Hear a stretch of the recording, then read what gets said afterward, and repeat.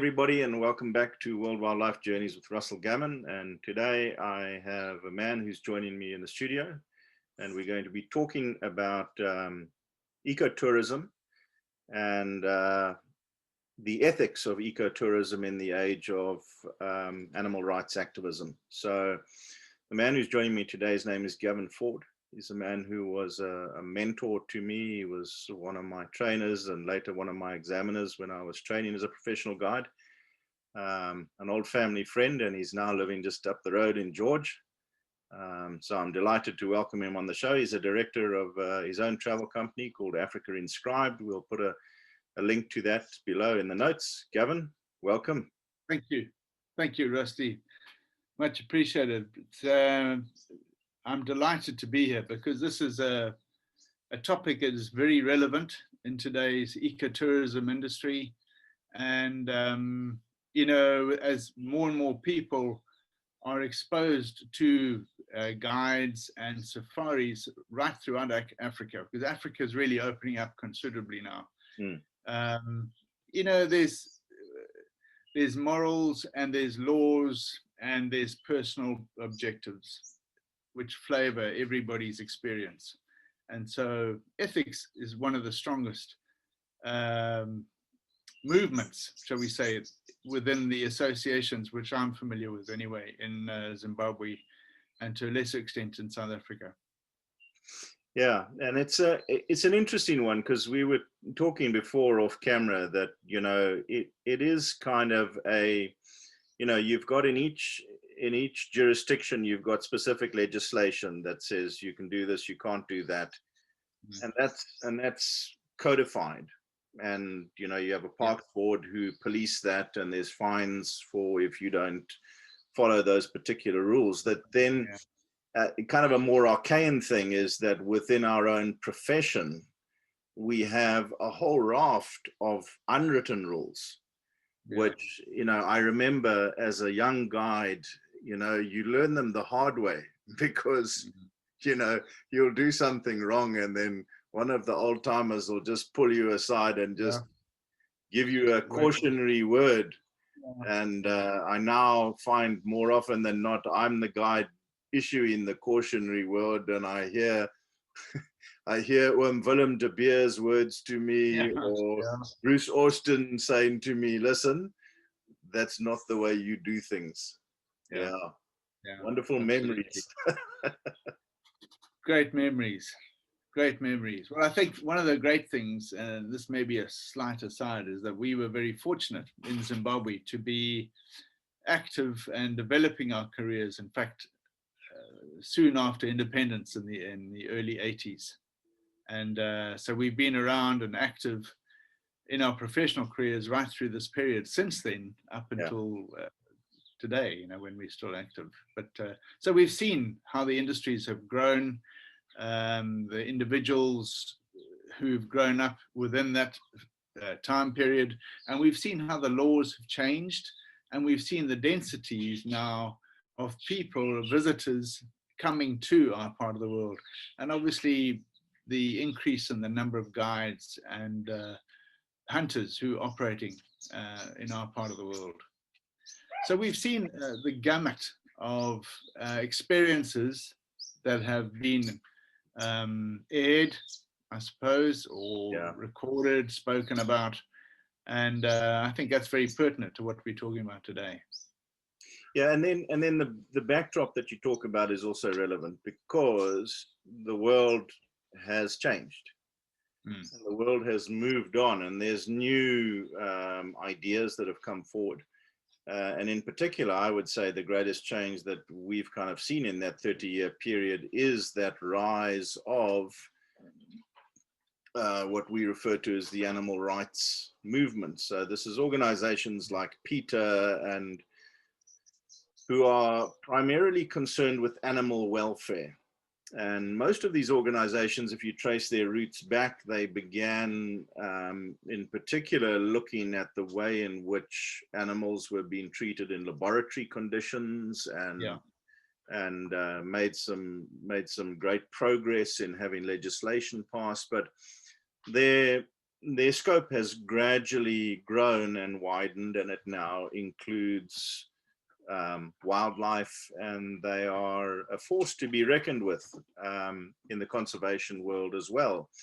And so this juxtaposition of kind of a new concept of the fact that animals have rights, and that we need to respect those animals' rights, versus, you know, this old set of rules that we have as guides that we adhere to. And, you know, I would put it to you, and be interested to get your take on this, that largely the set of rules by which we operated, those unwritten rules, if you like, the ethics of guiding, and the ethics of how much interaction you should have with the animals that you're observing, was largely predicated upon who else was there. So if there were other people on a sighting, you know, you had to be concerned about the fact that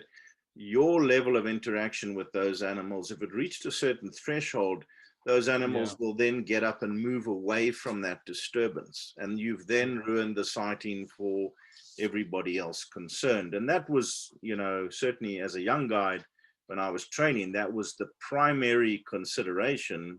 You know, we're all out here as guides trying to get our guests a good interaction with wildlife, a good experience, a good sighting, and anybody that kind of messed that up was going to be in the dog box. Yeah. Well, I think it's very pertinent in areas like Mana Pools, particularly where there were a lot of operators working in a relatively small area, where the chances of the animals' interaction after your interaction with them was fairly high. And I'll cite also the Chobe River. You know, the Chobe River in the afternoons when the boat cruises out, it's pretty chaotic. You know, there's 30 or 40 power boats on that narrow section of river interacting with hippo and elephant particularly, up and down that short section. I mean, and those hippos just go, they get really uptight, particularly in the dry season when things are stressed. And Mana Pools, you know, the floodplain there where everybody was taking their own little walks. And it was the same thing there with the elephants and the elephant cow herds coming through. But it's certainly a very valid point. And yes, the early teachings I don't think have changed. And the ideal situation for any guide on foot, and I think we need to mention this, that we're referring primarily to guides on foot, although vehicles obviously were also part of our modus operandi. So interacting with animals, the idea was that you get into a reasonable distance from the animal, be it lion, elephant, rhino, whatever. Everybody has a good look at it, they enjoy it, you can discuss it quietly and then withdraw before that animal's aware that you're there. Obviously in a vehicle, it's not the same thing. But you respecting a boundary, and the boundary is not a definite point, you know, and I think that's important to mention because certain animals would not let you approach closer than, say, 50 meters. Whereas others would voluntarily walk up towards your vehicle. I'm talking about a vehicle situation, primarily, and, you know, stand within 10 yards of the vehicle, feed quite happily, show no sign of stress, and then walk away from you. So in that situation, the interpretation from our side was that the animal was comfortable with you being quiet and respectful and behaving in a manner that didn't disturb them, because most of these animals are fairly gentle in their movements. And so approached you, walked up within a reasonable distance and a safe, comfortable distance to the animal, and then moved away. Perfect. And similarly, being on foot, certain animals you just didn't approach, like cow herd, elephant cow herds. You know, we were very careful to stay well away from these animals because cow herds on foot tend to be much more sensitive to human presence. And 80, 90, 100 yards plus, or meters plus, way downwind of an elephant breeding herd, you're going to be relatively safe and not disturb them. Yeah. And at the same time, you don't really want to get too close that people are saying, oh, we can't see them. And that's where you say, well, look, the reason you can't see them is because they're in cover. I'm not taking you closer because it's going to disturb the animals, let alone the fact that it's unsafe, from a point of view that you don't want to have to respond and cause a scene with the elephants and not only endanger your guests, but scare them. And that scaring your guests is another thing, because once you put them off walking, that you've scarred them, essentially. Yeah. I use that term deliberately. Yeah, I'm always interested in that because, and again, this is a kind of a gray area, because you and I know that, some of our colleagues are a little more, comfortable pushing that envelope and taking, I think for a lot of guides, they look at it and say, well, what creates those memories is if you take people outside of their comfort zone. And we know that, part of the magic about being on safari is that you're going to get hot, sweaty, dusty, thirsty, bitten by flies. There's an aspect of it where you are moving people out of their comfort zone. I think as we've got, as we increase in our years, we don't get to do that as much as we used to. I distinctly remember taking you on safari in the Zambezi and us having a bucket shower in the middle of winter, and you saying to me, "So Rusty, how are you enjoying, being a guide?" And I said, "It's bloody wonderful, but if I'm still taking bucket showers in the middle of winter when I'm 50, I'll be disappointed." Yeah. I'm looking to kind of move up in the world to those like fancy lodges down the road, but at least make the water hot. Yeah, I mean, part of what the magic is, the magic formula you and I know, is just moving people a little bit out of their comfort zone. That's what creates the memories. But there are those guides that will push that envelope to a large degree, and that is a personal preference. Everybody's got their own style of doing things, and I think this comes back to one of the things where I think the animal rights aspect of this has got it back to front. Their concept is that these animals in the wilderness live in an absolute pristine condition. An Eden. It is an Eden, and it's perfect. And any time that we come into that equation, we are doing something that damages those animals. We are upsetting the balance. We are essentially that, it's a philosophy that sees all human interaction with animals in a negative light. And you and I know that there are certain elephants that you get to know who like being around people. And if they know that you're there, they'll simply make a beeline for you because they want to come and say hi. Yeah. And it's not detrimental in any way, shape, or form to those animals to have us in that environment, because they evolved alongside us. They know how to avoid us. And if we are there, in some ways, that's a more natural state than when we're not there. Yeah. I mean, every safari camp can tell you stories of how the bushbuck come in to the grounds, and yes, there it is right there next to the flower bed, or next to the big shady tree, the big tamarind or whatever it is, and the bushbuck has chosen to come in. Yeah. The elephant have chosen to come in. You know, all these different animals, and we always have concerns when they are big and hairy and dangerous, that they feel that they can take, and I'm not saying it's a bad thing, but they take this liberty of coming in, and you're absolutely dead right. I've been in safari camps that have been closed for the season, and there's virtually nothing around you apart from passage animals, you know, moving through. And as soon as the season starts again and there's movement and people back in camp, bingo, out come the bushbuck, out come the ellies, you know, the waterbuck camp on the lawn at night, and the impala feed in the driveway sort of thing. So there is well, certainly it would appear to us that there's a comfortable familiarity with these animals and that they come in. Yeah, I think some of the animal rights activists, you know, they've taken the ethic, and I think it's an ethic that one needs to always be aware of, or a concept rather. Are we disturbing the animals in any way?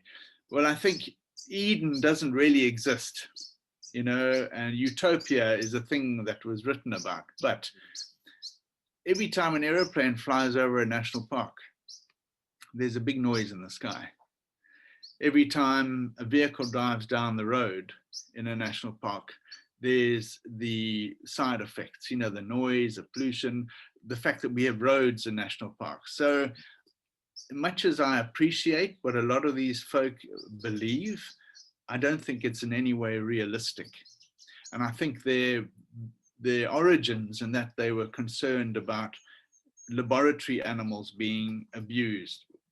I don't think there's anybody in the world really who will disagree that that was a terrible thing and absolutely an abomination. But to try and extend that to our situation, I think there has to be a lot of understanding of how things work in our industry. Yeah. And okay, the caveat being there are individuals who do push the envelope, as you said, who will push those animals and the animals will move away or turn around and respond with a charge or a, you know, a demonstration of some form. You know, and this is why in the Zimbabwe Professional Guides Association, as you know, we spend years training guides to recognize any form of sign, behavioral sign, that the animal is uncomfortable, so that you don't provoke any negative response, which then plays directly into this whole question: are we being ethical? Yes. You know, how ethical is an approach on an elephant that it gets upset? And one of the strongest points that we make within our association is this one of ethics. All right, so we apply the ethics code. And ethic, there's no law in ethics. Ethics is a moral perception. I think that's the right way to look at it. But we can't make it a law, but we do our best to train youngsters coming into the industry to understand what is ethical, how you should behave in these various situations on the ground, particularly, which is where your guests are more vulnerable and the animals are more vulnerable because you're operating at ground level. So it's an ethic that is strongly focused on, and we are very conservative in our approach to disturbing animals. So I think it's certainly in Zimbabwe and in most of the lodges I've ever operated in South Africa as well, and Namibia, it's an ethic that's caught on.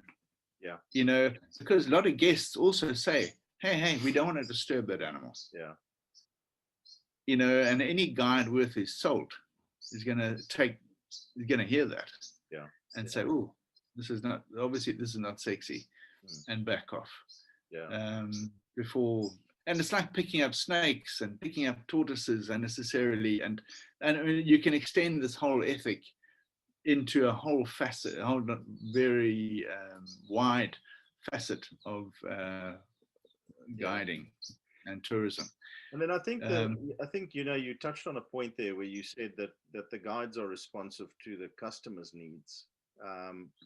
But in general, it's my experience that the guides are pretty good about also policing, because quite often it's the customers who say, hey, can we go a little bit closer? Can we just do yeah, this? Can we just do that?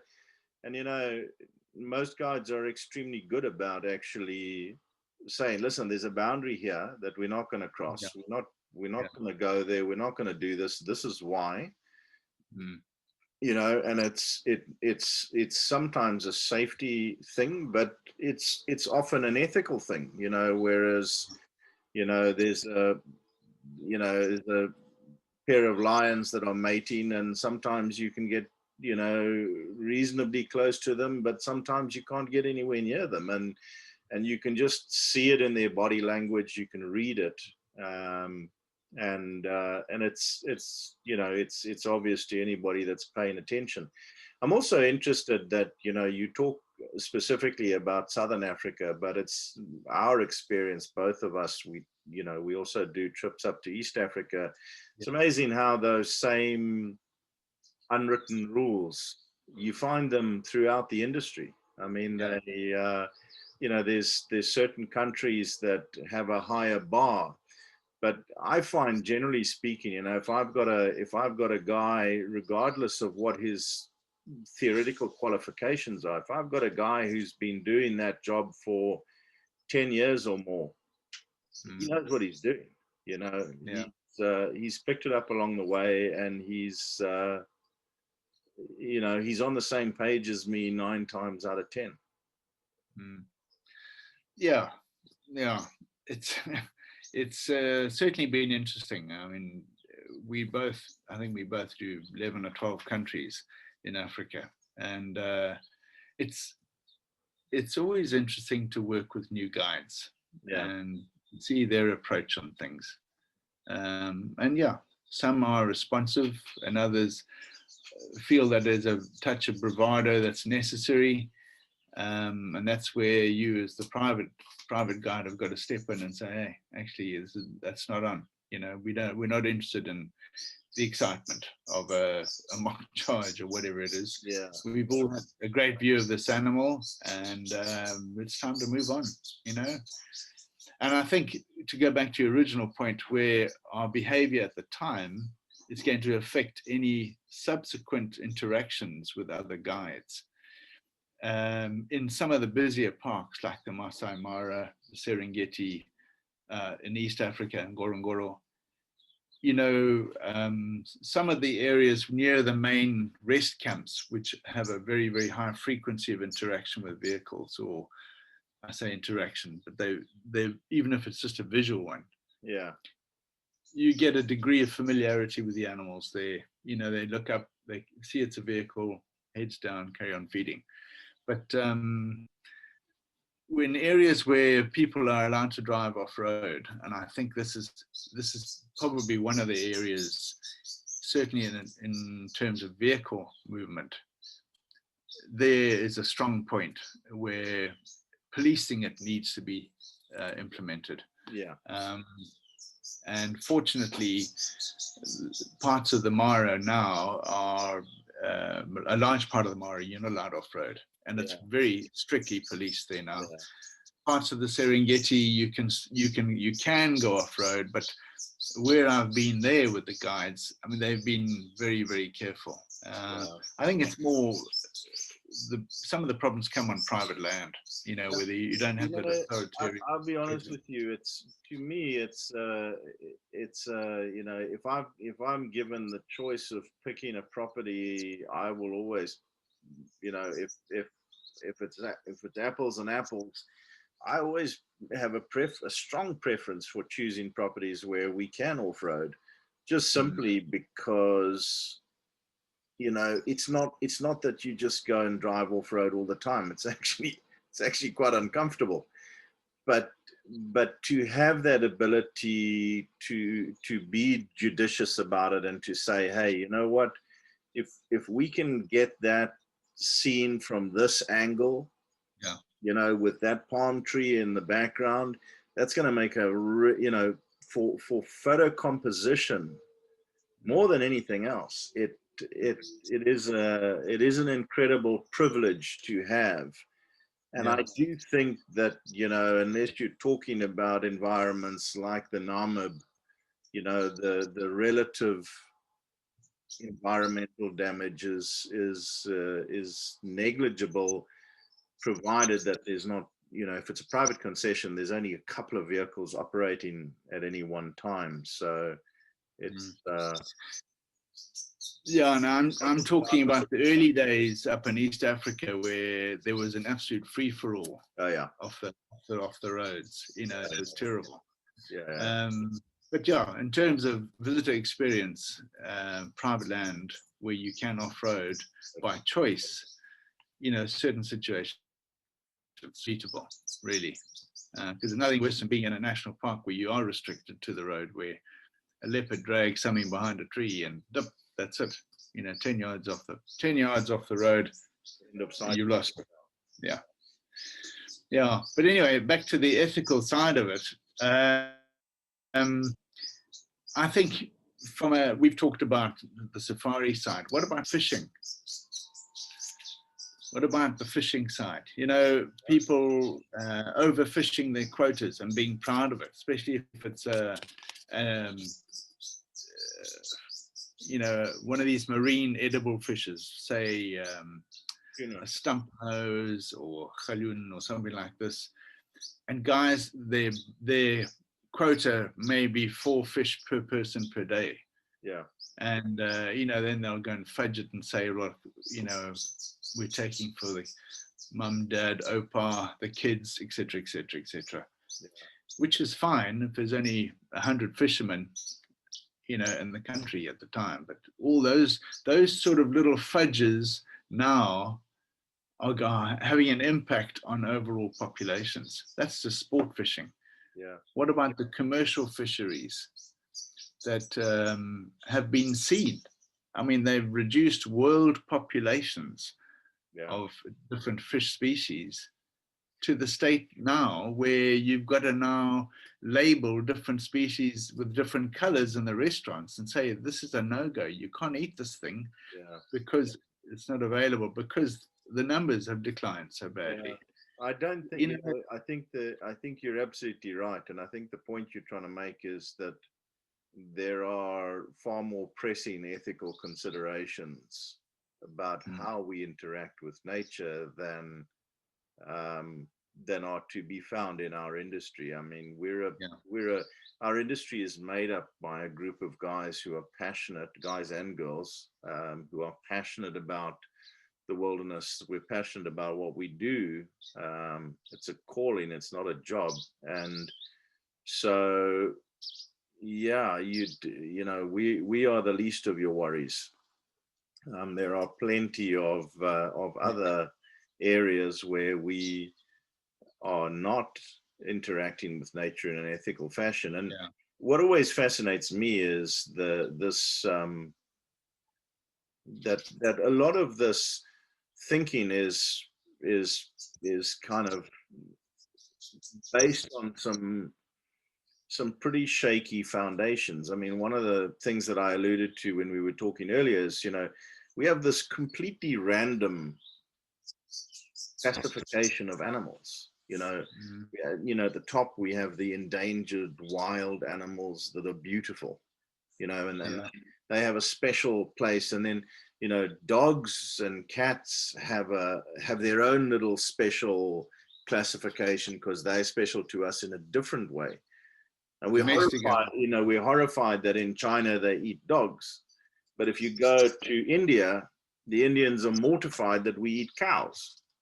Yeah. So, you know, these are really, really random value settings that we're, and you know, so I always come back to the same thing is, you know, we're all animals, and honestly, what makes us think that we're special, you know, we're just like every other animal. So when we're walking around in the wilderness, that's where we should be. The elephants have evolved to live alongside us. We are part of the landscape. This is a very Western ideal. This ideal of a pristine nature that is absent of man. It's a complete myth. The Garden of Eden had man. You know, humans have been part of the equation since the beginning of time. I remember the first time I did a safari in Ngorongoro crater, being horrified to see all the Maasai coming down into the crater with their cattle. Yeah. And then they banned them a couple of years later after I'd got used to them. And then I was like, now the first time I saw it, the scenery just looked completely wrong because there were humans and cows and wildlife. And then when they were gone, the scenery just looked bereft because it was just the wild animals. The humans had been removed from the equation. Thankfully, they're back again. Yeah, you're not going to keep them out, that's for sure. No, not at all. Gavin, thank you so much for joining us. It's been a wonderful opportunity to pick your brain and get your pearls of wisdom. And I look forward to seeing you again soon next week. All right. Rusty, thanks very much indeed. Okay. Thanks very much, guys. Thanks for joining us. And we'll see you again next week. Until then, I hope you all keep well and happy and healthy. And I hope for all of you in the US that you're not too cold. Thanks.